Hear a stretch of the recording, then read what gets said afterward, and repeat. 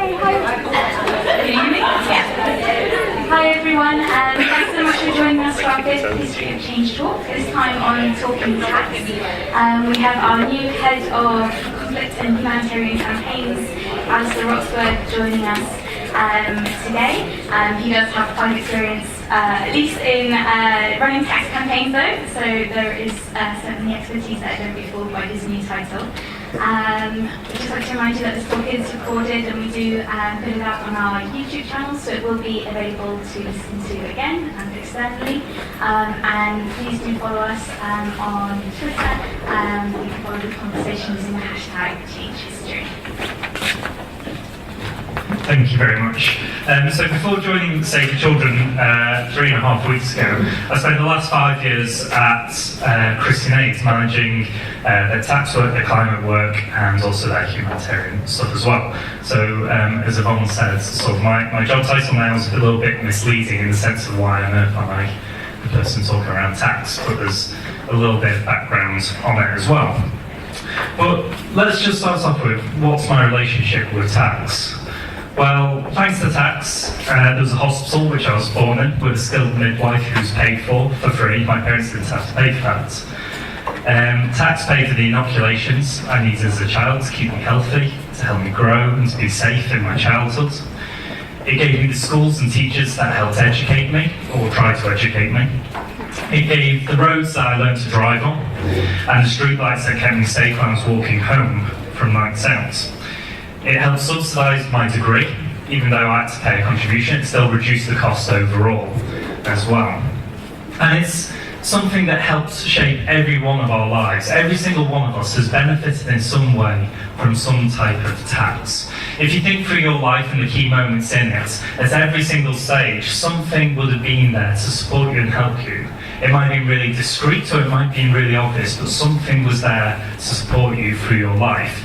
And most of that, almost all of that, was paid for with tax. Tax supports us when we need it most. Tax supports those who are most vulnerable and most in need.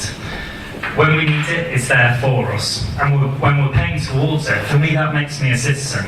Paying my taxes makes me an active citizen.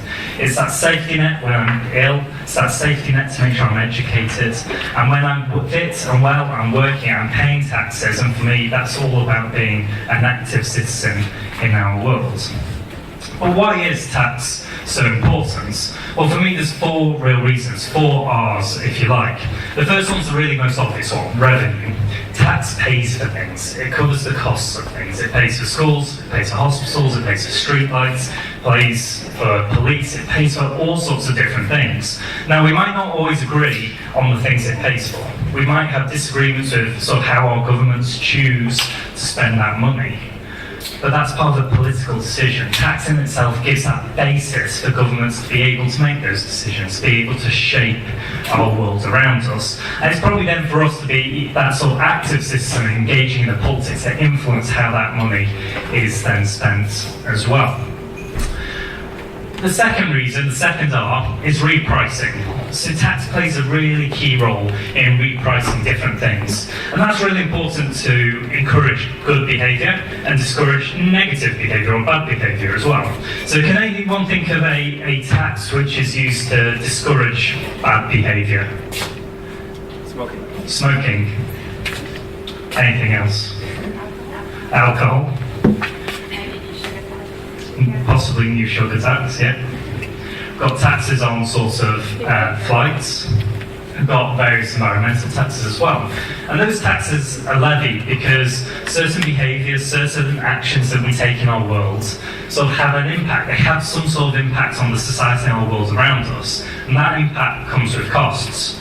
So, for example, alcohol. Alcohol's taxed for a whole number of reasons. One, it's bad for you, especially in large quantities.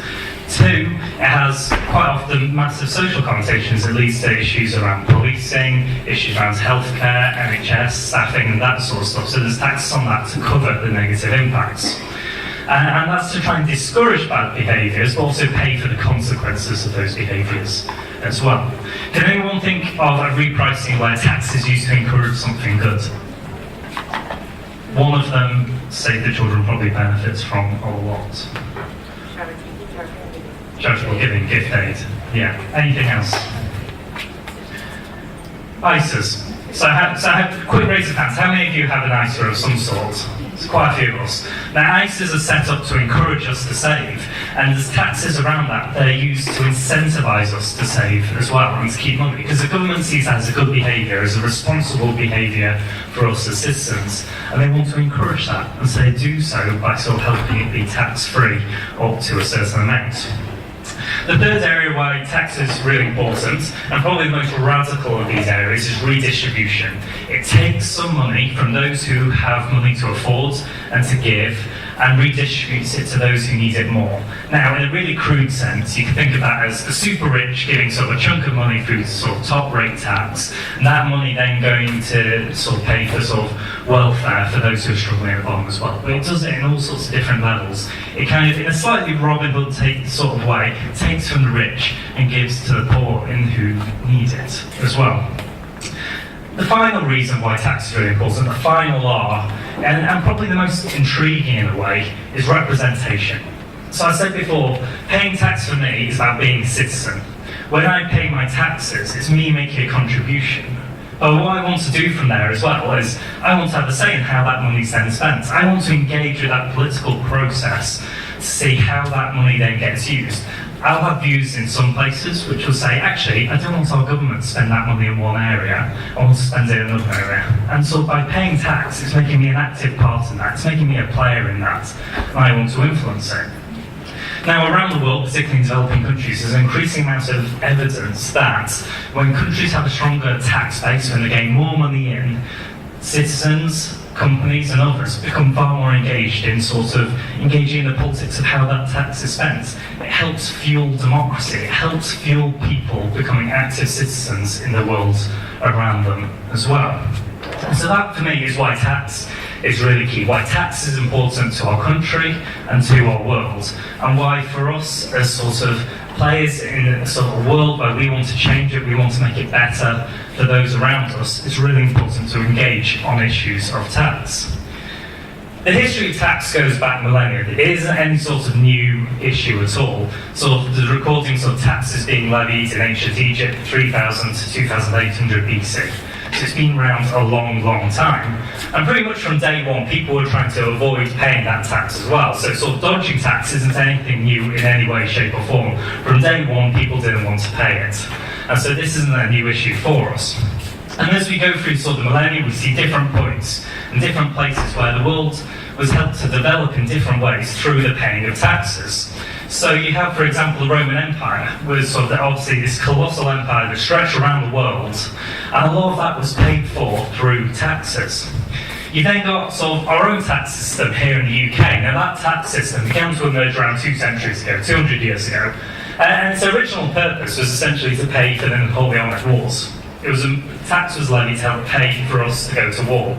And so in many ways, some things haven't changed that much over the centuries and over the millennia. But that sort of tax system began to emerge then 2 centuries ago, and it's been developed ever since in different ways, shapes and forms.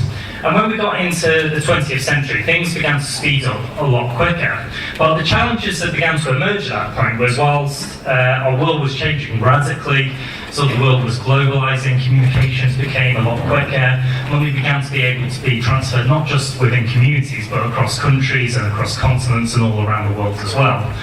The world around us was changing, but our tax system was nowhere near keeping pace. It was chronically behind the times, and it's never got anywhere near catching up since that point. So by the time you reach sort of 1970s and 1980s, you had a UK tax system that emerged 2 centuries earlier, that had been based on economic plans from 50, 60 years before that. Yet we were living in this globalised world where money would be transferred all around, where trade was happening all over the place as well. And so you then have this situation where you have a tax system that focused on local communities, national level at the most, looked at individual companies rather than multinational companies, and the whole system was beginning to break down. And what we were seeing in the UK was represented and replicated all around the world. Individual nations having their own tax systems which weren't particularly joined up, which were inconsistent with different types of rules, and so forth. And so people, politicians, accountants, the accountancy, financial sector as a whole began to understand this a bit more and get to grips with it a bit more. And in the 1980s, you saw a real radical shake-up of the tax system that sort of was in existence at that point. Under the Thatcher government, the UK tax system was radically overhauled and changed for the first time in a while to try and help it get a little bit more up to speed with the world we're living in at that stage. And that was essentially the last time the tax system was really shook up in the UK, was in the 80s. And even then it wasn't an overhaul, it was like a kind of patching up system. Patches were put here, there and everywhere. And what that began to create was a really, really complex system. And when I say complex, UK tax law now totals around 20,000 pages. 20,000 pages is what UK tax law encompasses. Now that's insane. How many of you have read a 20,000 page book? No one. So when you're a lawyer or when you're a tax lawyer, you're working in a company and your job is to try and maximise your company's profit. There's two ways of doing that. You either make more money or you minimise your expenditure. And to help minimise your expenditure, there's all sorts of different things you can do. One of the key things you can do is minimise the amount of tax you're having to pay. Now, in the UK tax system where you've got 20,000 pages of law, probably fairly easy to then begin to find different little gaps and loopholes and breaks. But then if you can multiply that out, so if you're a multinational company and you've got operations in over 100 different countries around the world, 100 different jurisdictions, 100 different sets of tax laws around the world, you're getting huge numbers of loopholes. And it becomes an arms race. And that's what we've seen over the last few decades. It's an arms race. This race between accountants and companies to find the loopholes to minimise their tax spend, and the accountants in sort of government, tax authorities and HMRC and others trying to close them down and trying to track down that tax overall. You could see it as the world's most silent arms race in terms of that sort of front. It's been really quite dramatic as it's gone on. Dramatic as tax gets, but so you know what I mean, along the way. Estimates now sort of vary in terms of how much tax is lost. But we're not talking about millions here, we're talking conservatively about billions. And for developing countries, that's critical. Now, in places like the UK and Western countries, tax authorities are far stronger. Their ability to claw back money is far more advanced. But in poorer countries where tax authorities are quite weak and where they struggle, they're simply out-accounted by multinational companies. Many of the multinational companies have financial departments many, many times the size of tax authorities for whole nations. And so they're really struggling to claw that back.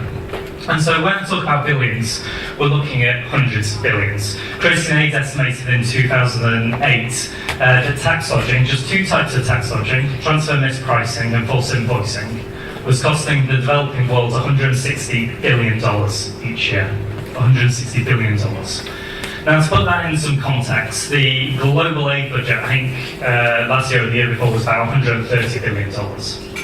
So poor countries are losing far more through tax dodging than they're getting back through global aid programs as well. And it's undermining the ability of poor countries to develop sustainably. It's undermining their ability to be able to stand on their own 2 feet. It's undermining the fight against poverty overall. Now, the movement on tax dodging to try and tackle tax dodging is actually relatively new. It's a fairly new thing. It's only really been around for the last, at a stretch, 15 years or so. And it really began with a very small group of very, very wonky policy accountancy types. So for all you wonks who are here, so that's where it was born out of, really. And you have the likes of Richard Murphy, who you may have heard of, and John Christensen, who had spent their lives up until that point working the accountancy system, coming out and saying, look, this isn't right, something really fundamentally broken with sort of how our world is operating financially right now, how sort of tax is being treated and dealt with in our world. And these kinds of, this small group of specialists began to look at it more, they began to talk about it more, they began to try and build relationships and partners with different groups, with different organisations, with different accountants as well.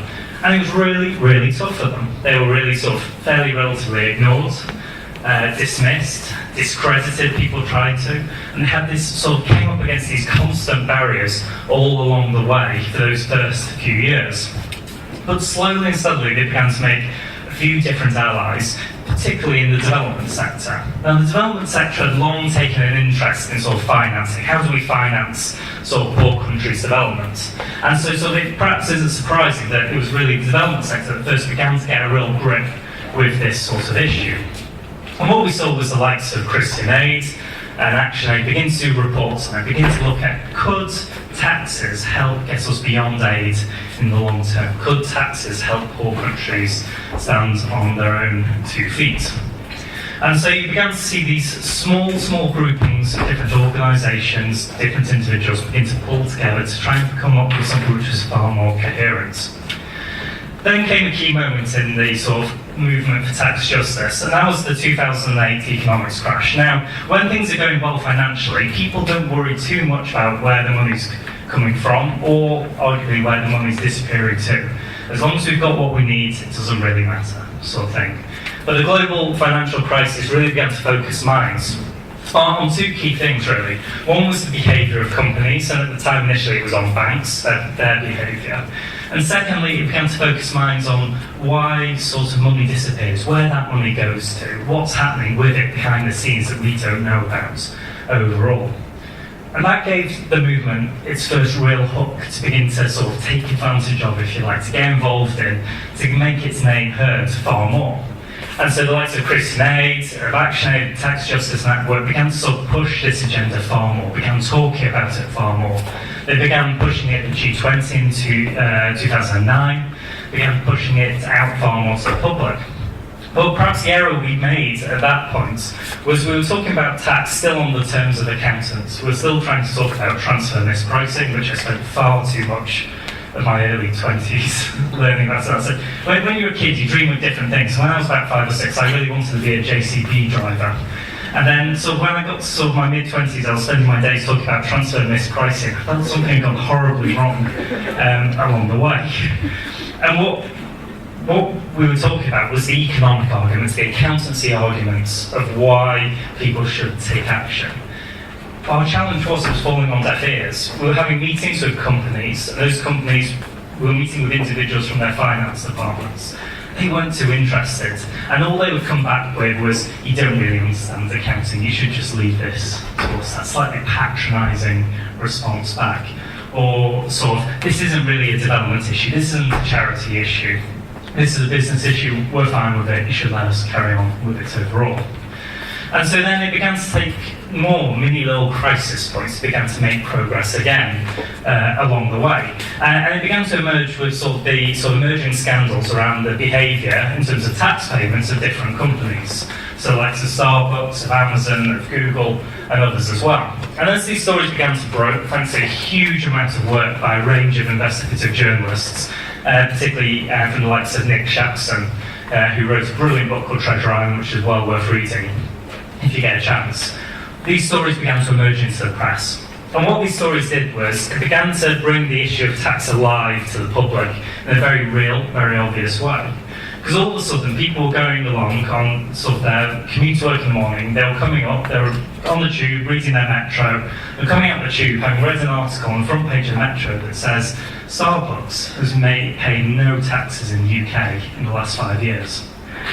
And these people, like you and I, were coming out to the tube and seeing a Starbucks in front of us with this huge queue coming out of it, and it being full every morning. And this idea that Starbucks wasn't paying any money in the UK just seemed ridiculous. We're all fueling it ourselves. So why were they paying no taxes? Why were they not making those contributions overall? And at that point, the story really began to have life. And at this point, we began to see this sort of companies, the different players involved in the tax havens begin to break ranks. They all began to panic, frankly. And what you had was on I think it was on the Tuesday morning, you had the news about Starbucks coming out and saying well, they haven't been paying tax. And then someone very smart at Costa went, well, we pay our tax, let's get out. And so the next day, Costa were on the Today programme and they were going, we pay our taxes, you should come and all drink our coffee.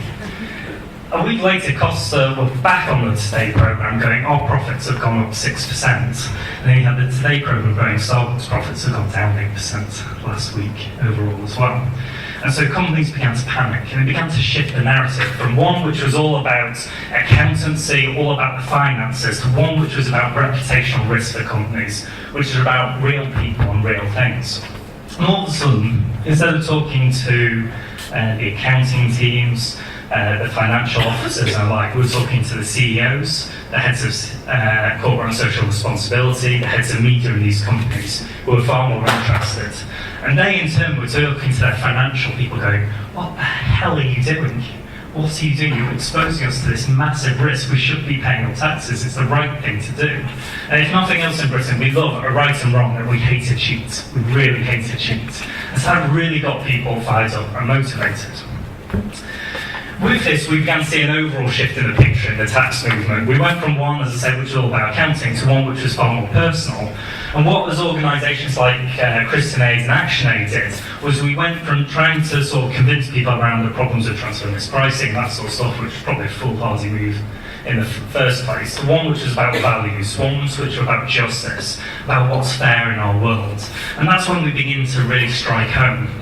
It was roughly at this time that the tax havens were helping facilitate this tax dodging all around the world by providing low taxes, but crucially by providing the financial secrecy that's needed to dodge taxes, began to panic as well.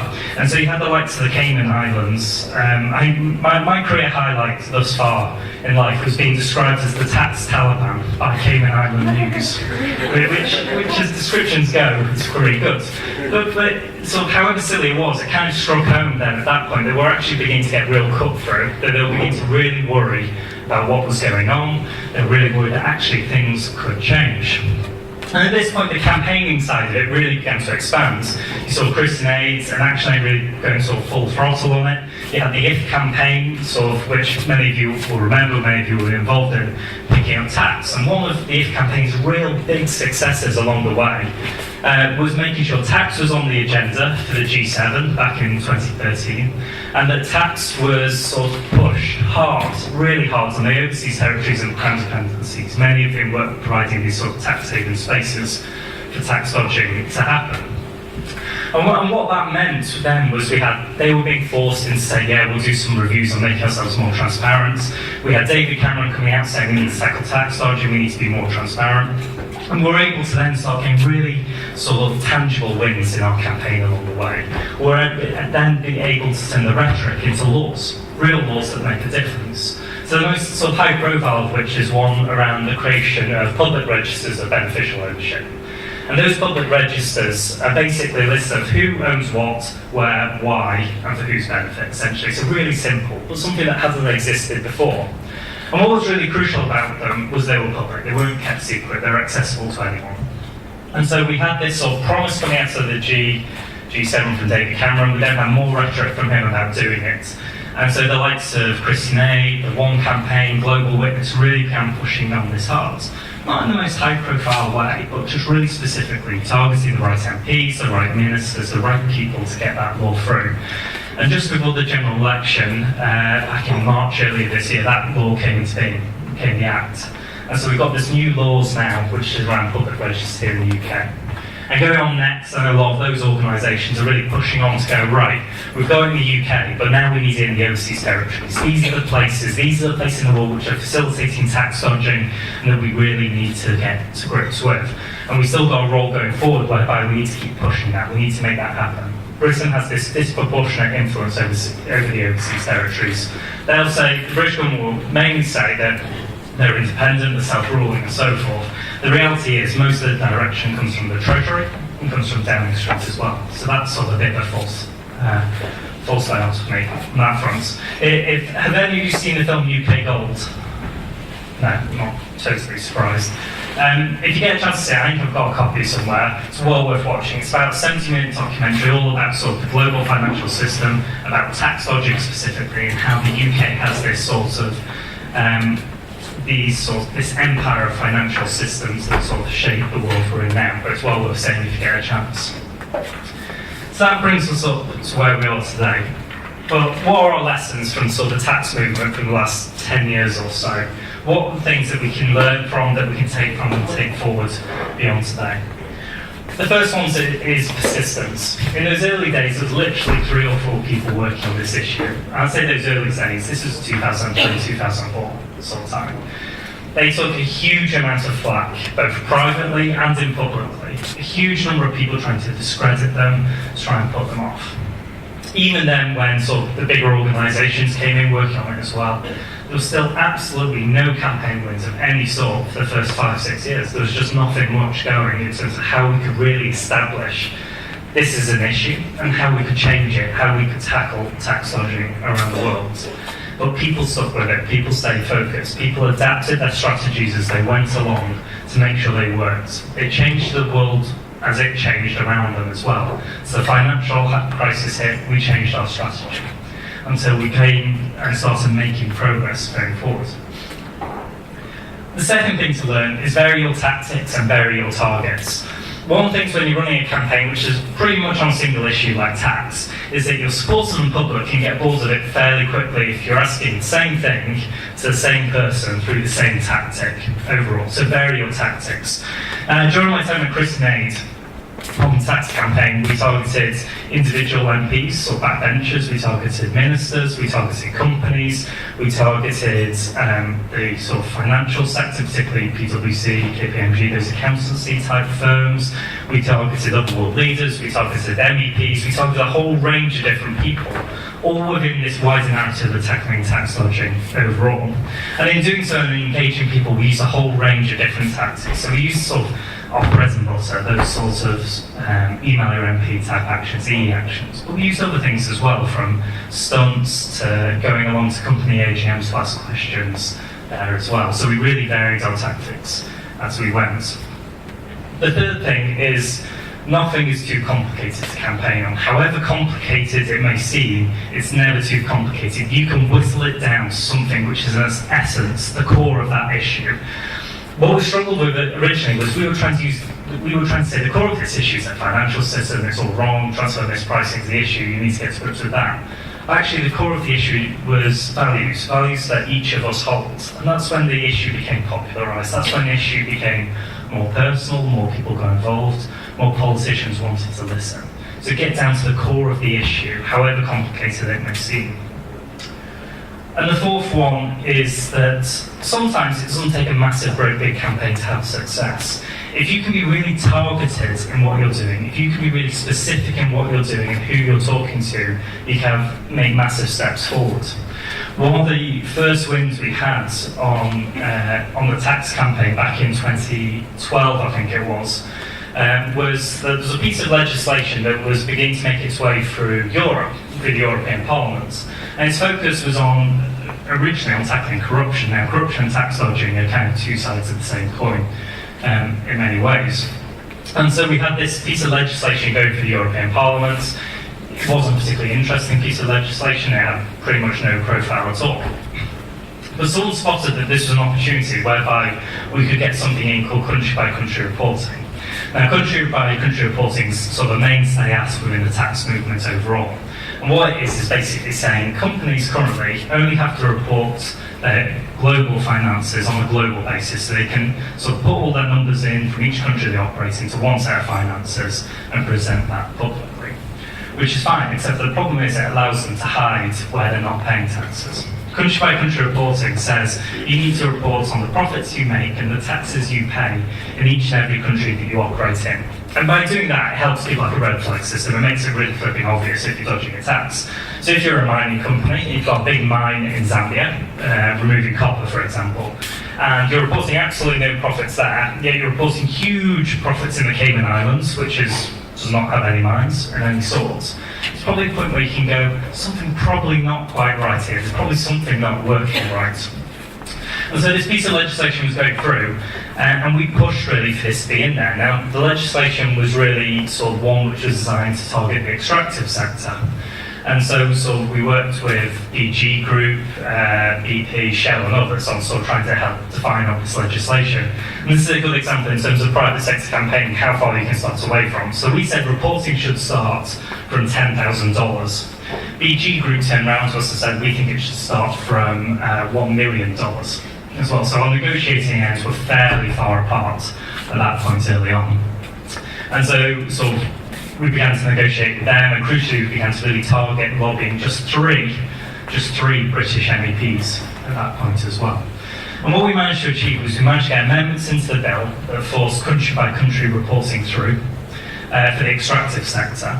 And we managed to force through an agreement that companies would have to report in terms of how much was being spent in different places on the basis of $50,000. So that was a big win for us. We got them down from $1 million down to 50,000. So in terms of shifts, we shifted far less in our position. And that piece of legislation went through without any sort of fanfare, but it meant that extractive companies that are registered in Europe and operate in places like Africa now need to report on a country-by-country basis in terms of their profits and the taxes paid. And that accountability makes a real difference for poor countries, and particularly for tax authorities in poor countries. So they're the 4 real key lessons so far in it. But what's next for it? Well, in the big picture of things, the global tax system needs to change. You've got a system where in the UK alone you've got 20,000 pages of law, as I said before. And so globally there needs to be a big change. We need to review how our global tax system works. How can we make it fit for purpose for the 21st century? How can we make it fit for purpose for the 20th century, never mind the 21st century? How can we respond to a world which is increasingly connected, where finances move at a click of a button? So how can we tackle that overall? Secondly, we need to hold the race to the bottom. So what we're seeing in many places around the world is that we're getting sort of countries trying to compete for companies to come in and operate in those spaces. And what's happening is these countries are cutting the rates of tax on giving tax breaks to these companies. And that's massively reducing the amount of money that sort of poor countries are getting, because they're basically saying, come in, operate here, you can operate with no taxes, just we want you to operate here, essentially. And that needs to end. This race to the bottom needs to stop, because it's only harming everyone. It really is harming everyone on that front. And what's perhaps most disturbing about it is that it's almost sort of it's become some sort of learned behaviour, in that we're hearing from companies, when I was at Christian Aid, they were saying, we're not asking for tax breaks. So there's not that many places in the world we can mine this mineral. We don't want tax breaks, we just want to be able to mine. But they're giving us tax breaks anyway. So there's something gone wrong in the psyche and in the system that has led to that. So we need to get to grips with this race to the bottom and the number of tax breaks. And finally, we need to sort of tackle the more regressive taxes in our world. Those taxes that are quite historical, things like VAT, which are levied on different goods and items. And sort of whether you're super rich or super poor, everyone pays the same amount of VAT on those items. And so those sorts of slightly outdated taxes, which are very unequal, need to be changed as well. And so that's sort of 3 of the key things for what next, alongside the existing agenda around financial transparency. And that's the history of the tax movement. That's where the tax movement's emerged. What's perhaps most exciting about it is that we're only part way into this movement. It's still in its infancy, it's still in its early stages. It's about 10, 15 years old at most. And so in terms of engaging in it and shaping it, and in the potential power of tax, it's absolutely crucial in the years to come. Thank you.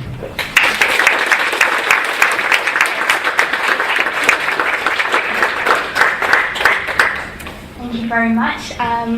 If anyone would like to ask a question, please raise your hand and I will bring a microphone over to you. There is one question from Nick to start us off. And it is, as many tax havens are giving the UK government revenue, as they are crown dependencies or similar, like the Cayman Islands, Gibraltar, etc., do you think the UK government resists changes to legislation somewhat because it costs the Treasury? In specific reference to crown dependencies and overseas territories. I think historically that was really true, in that sort of there's very close relationships and there was a hesitancy to sort of perhaps damage that system. I think that's really changed over the last 3-4 years. I think you've seen certainly David Cameron be very strong about saying that this system needs to change, and sort of it can't operate as it was. The Treasury's been a little less strong in its rhetoric overall. But we've seen sort of increasingly in the last 18 months or so this push of, okay, the UK's changed its system, the UK's brought in new laws. You guys said that you were going to look at your own and reform your own systems. You haven't done this now. Why haven't you done it? And there needs to be a greater push on that. So there needs to be pressure on the British government to make sure they're still holding the overseas territories to account. And there needs to probably be more direct pressure on the overseas territories. And we need to work with companies as well and say to companies that, look, sort of, it's no longer acceptable to be operating in this fashion. You need to be pulling out of overseas territories, crown dependencies, or more specifically tax havens as a whole, and operating in sort of a fashion which is better for society as a whole. And those those years where you didn't win anything, what was the tolerance of your leadership and your board for that? Like, did they know that was going to happen and therefore it was sort of fine that it was a slow burn, or was there a stage of panic, and how did you do that? Early on it was fairly hard, so it was quite strong and stringent, and we really pushed for as staff that we had sort of real clear aims and objectives, and that we had a real long-term aim overall that we're moving towards. And we need to be accountable for the progress towards that, because in any campaign there's a point where you have to go, well, if it's not winning anything, why are we doing it, or why are we not doing it? And so it's being accountable is about demonstrating even small incremental bits of progress we're making along the way. So for example, it was things like just slightest shifts in public opinion on that sort of stuff, or that one private meeting we had sort of with the minister where we got that little bit of shift, a little bit of movement overall, and just being really good at recording each and every little bit of incremental movement, and then having really real clear plan and strategy going forward for how we could do it, so we could marry the two together, say, look, this is what we're making progress on, this is our plan for how we can make the most of that progress and shift forward. And it wasn't easy for them, so certainly Chris and Abe, when we started, when we were pushing on this back in 2010, we came in for a fair amount of criticism, especially after some of the Crown dependencies who had small amounts of overseas aid budgets as well. They said, look, if you're going to carry on doing this tax campaign, we're going to pull this money. We're not going to fund you anymore. And our CEO at the time and our trustees at the time said, fine, that's okay. And we took the hit. We took the hit of losing that money. And in, say, for example, in Jersey, who were particularly upset by us campaigning on tax, our unrestricted income from supporters went from about £90,000 a year to about £10,000 a year, pretty much overnight, sort of thing. And there was it was a tough few years, a really tough few years. So I remember sort of travelling over to Jersey, and it was like going into sort of an absolute hornet's nest on that front. So you were greeted by quite a lot of hostility, very hostile write-ups in the local media there. You'd then sort of get back to London, you go for a meeting with a minister in Jersey who'd been on the phone to the minister, and they'll say, well, why are you bullying Jersey? And we say, we haven't said anything about Jersey. We honestly haven't said anything about it. And so it was tough. And so we were really reliant on our senior managers and our trustees to really sort of support us, to stand up for us, and to be really strong in that, and going, actually, we know this is the right thing, we believe in this thing, and we're going to stand by this whatever happens going forward as well. Hi, you mentioned the race to the bottom, and with ActionAid International, they'd previously done reports and stuff about tax breaks and how that money, they did like a nifty calculation of how many nurses and doctors and pay for hospitals that could pay for, which got quite good pick up in the media kind of internationally, especially in a lot of African countries that were referenced in the report. But in the UK, there wasn't necessarily that link back. There was when it was a British company like British Associated Foods in Zambia or something like that, but not always. So if we wanted to try and find a way to talk about tax and make it of interest to UK public and UK media, could one of the strategies be to say that, you know, to be quite bold and say we wouldn't have to give so much aid money if countries had the capacity to generate their own tax? Or is that shooting ourselves in the foot because we take so much institutional funding as an NGO? We always found there was a really sort of fine line to tread, and that we kind of wanted to do both. And the narrative we used to talk about was sort of, look, tax in the long term is the long-term solution. So in the decades, centuries to come, tax is what's going to give the basis for countries to develop, for people to be lifted out of poverty. But in the short and medium term, sort of aid is absolutely critical. It saves lives day in, day out. And we can't stop giving aid and using that effectively. Because if we did, it would leave this massive gap in between without a hugely radical change of the financial systems, without years of sort of building capacity of tax authorities, years of building democracy and sort of accountability and how that tax is then used. So the two go hand in hand. What there's perhaps been a little bit of a shift in is using some aid to help build capacity of tax authorities in poor countries, using aid to help sort of build accountability and transparency as well, overall sort of democratic processes. And so it's a fine line. It's a really fine line. So it's a fine line to tread between two of them. It's doable, but it's saying that both need to happen. We need sort of a move to make tax sort of work for poor countries, but we need to keep sort of spending aid to help sort of develop it. There was various points where sort of it got tempting to go, tax would be the sort of way we sort of get beyond aid. And in particular, sort of when we did some stuff with the Daily Mail a few years ago around a company called Mopani in Zambia. Basically, we'd been given evidence that sort of this company Mopani not being paid taxes, and there was all sorts of other horrific stuff that had been going on, people being forced off lands, acid leaking into local water systems and stuff like that. Sorry, acid leaking into local water systems. It was pretty horrific. When we did a joint investigation with the Daily Mail and Panorama on this. Now, Mopani's parent company's a commodities trader called Glencore, which some of you may have heard of. So this is this massive conglomerate originally based in Switzerland. This information had been leaked to us when we were doing this work on with the Daily Mail and Panorama. And then Glencore came out and announced that they would be floating on the UK stock market. Now, so that gave us two opportunities. One, it gave us a really strong media hook to link Mail work and the Panorama work to it. And the second one was, if you float on the stock market in the UK, you're exposed to a huge amount more of accountability processes than you would have if you're not. So it's quite from that front. One of the conversations we had with the Daily Mail was they were really keen on the story, they were really keen on the tax angle in particular. They've been pretty strong champions of sort of tackling tax dodging over the last 5 years or so. But they wanted to give this narrative of sort of if Glencore was essentially, if Mopani was paying the tax, we wouldn't have to give aid to Zambia. And we pushed back very hard to say that's not how it works. It's not just about this one company, it's about a global financial system that's broken. And actually we need to use our taxes to help sort of save lives now, build capacity for the future and tackle tax dodging, but it's fine that. Thanks, Alasdair. That's a really good, inspiring talk. And what, in hindsight, would you do differently to that in the campaign? Are there a couple of things that really didn't work that you'd like to do differently? Yeah, no, so I think the first one that I've mentioned a couple of times is early on we just focused too much on the technical side of the stuff. We should have boiled it down to sort of the essential values of what was going on overall as well. The second one was we really took advantage of the UK narrative in terms of tackling tax dodging in the UK, sort of Starbucks scandals and stuff like that. And what we perhaps didn't do is involve sort of voices from the South anywhere near as much, and we really should have done that. Well, that's coming through far more in the last 18 months or so, and that's from learning from that time. But we should have used those Southern voices far more, because they're far more powerful than our own. So the UK voice, the UK story's got the cut through in the media in the UK, it got it on the agenda, particularly for the government.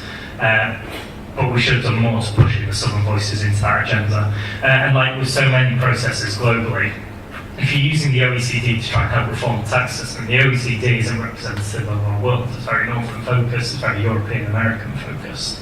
And actually trying to get more Southern voices into that space, or creating a space where there are some voices that can speak out about this and can tackle this, we should have done more on that. The flip side of that, the movement for tax justice around the world is very strong. You've got Tax Justice Network Africa, you've got the Global Alliance for Tax Justice, you've got sort of tax justice networks across Asia and Latin America as well. And so that movement is very strong and healthy, just how we can better support them overall.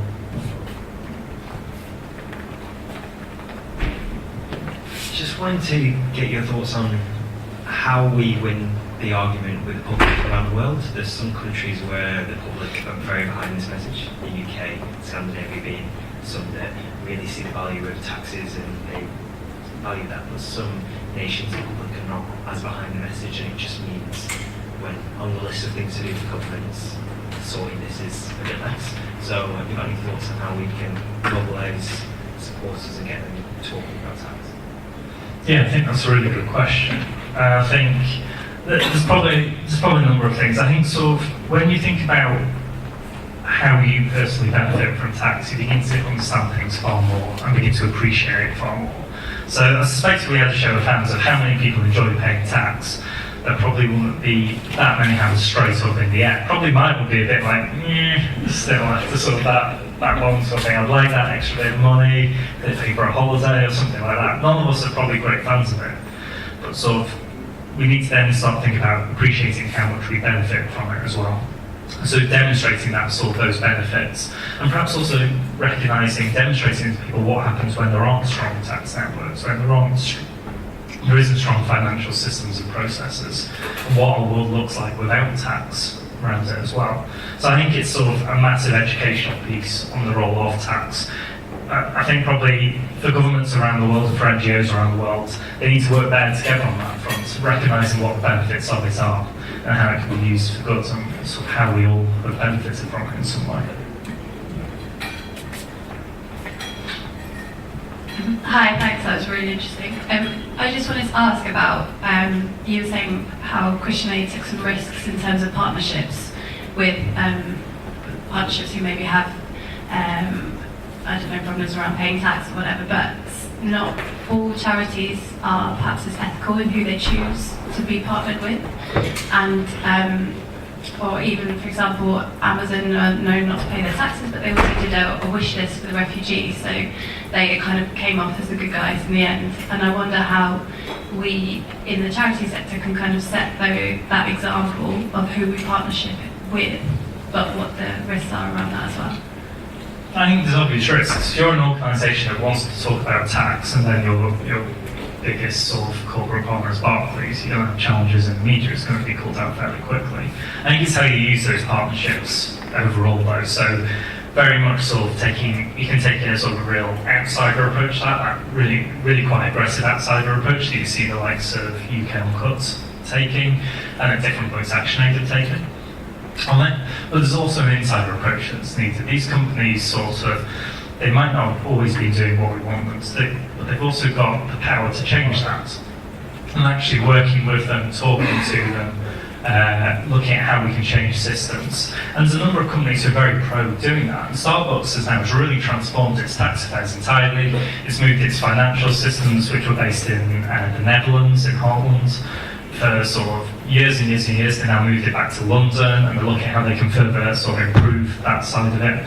You've got the likes of Unilever, who are actually sort of, as part of their CSR, investing in their tax authorities in developing countries. So they want that greater accountability to be there as well. So I think if you've got partnerships which pre-exist, use them, talk to them, have those conversations with people to try and sort of help push things on. Because most of these companies are broadly receptive to having those conversations now. And so I think sort of there's a space there for that outsider approach for some organisations, and there's a space there for more of an insider approach for other organisations.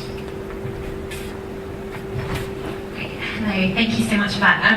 I guess thinking ahead now, so I think we've had this amazing journey and watched this kind of tax debate, and for us to have won the moral argument in lots of ways. And I just wonder what you think the next stage looks like. We had this kind of down point in the tax justice movement in the summer over this international tax body, which would have given developing countries an equal voice. Like, it feels like we kind of need to pick ourselves up again. What is it that you think it looks like, the next era of tax justice looks like, and what can we do better in that era? I think from learning from the tax movement to date, I think it's when you get those knockdowns, and learning from a whole number of movements really, so when you get those knockdowns and when things haven't gone quite right, refocusing down, probably crucially, finding that thing that's quite specific, that you can win and that you can influence, and then building that base again. So finding that thing, having that win that we can get perhaps in the next year on the issue, and then building from that point, building confidence and energy, and just trying to get momentum again to sort of swing back towards them pushing for those bigger, wider goals. So I think I'll probably suggest that the long-term goal for the tax movement should be to completely overhaul the global tax system. That's the really long-term objective. But we've got to go through a whole number of steps to get there. If we're at point, say, B in this journey now, we've gone through A, we're at point B, a whole new global tax system is probably point Z at the end of it. And we've got a whole number of steps we need to go through. But finding those clear, easy wins early on, taking that, and then looking for the next opportunity to sort of leapfrog on, to journey on from that.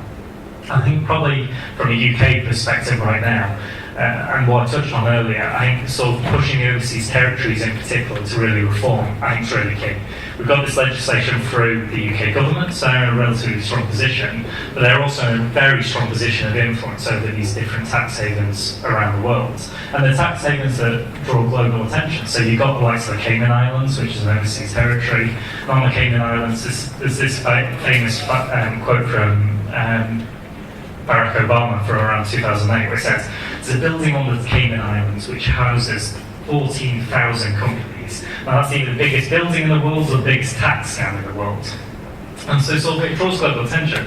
That building, incidentally, now houses 20,000 companies. It's gone up since that time over the last 7 years, from 14,000 to 20,000. And so I think there's a real role for Britain to play in cracking down on the amount of financial secrecy that a lot of the overseas territories afford to companies that allow not only tax dodging, but huge amounts of corruption, money laundering, all sorts of other issues there as well. And actually, by cracking down on those, you're then beginning to help poor countries. You're helping tax authorities in poor countries get the information they need, get that financial transparency, so they can start holding companies and individuals to account for not paying their taxes. So perhaps start with that and then build from that point onwards. Again, always trying to draw in the lessons from what we've had before as well. Hi. My question relates to one I asked over here about the suitability of partnering with organisations that might miss their tax. And it occurred to me, I had multi-stakeholder partnerships on my mind last week when I was in the UN in Rome, and it occurred to me that our campaigns ask could really be about kind of an auditing certification system where you have clean bills of health for companies, so that they are proven suitable to be worked with by the other nodes of governance, whether that's civil society or the United Nations.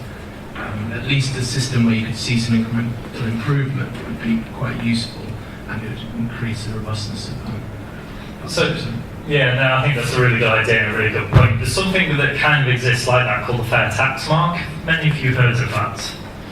I need to do more work on promoting that. So the fair tax mark, essentially, think of the fair trade mark, but for taxes for a company. Essentially, it's a set of criteria which is around transparency and accountability and payment of taxes. If you adhere to all those different criteria, you get a fair tax mark. So it was launched about 18 months ago. And it's kind of been a bit of a slow burner. And one of the reservations I had when I was at Christian Aid was that it was good for a company operating in the UK. It would make sure they were accountable in the UK, but it didn't have any global scope. So for a multinational, it didn't take into account operations around the world. They've now developed it a good way more, and it does now take into account that global scope. And a few companies have now got it, probably most notably as SSE, so Scottish and Southern Energy, were the first big company to really get that mark. And it's essentially a award that says, I pay my taxes. Essentially, it gives a little bit of carrot for a company to do it, but it helps make them adhere to a whole number of criteria overall as well. So I think in terms of getting companies on board, I think that's a really strong way forward. And we've seen the success of the fair trade movement in that accreditation. I think that mark needs to be made far more aware publicly. We need more companies to sign up to it as well, but it has a lot of flex for it overall. There we go. I think there's one last question coming in from me. Are there any other questions in the room?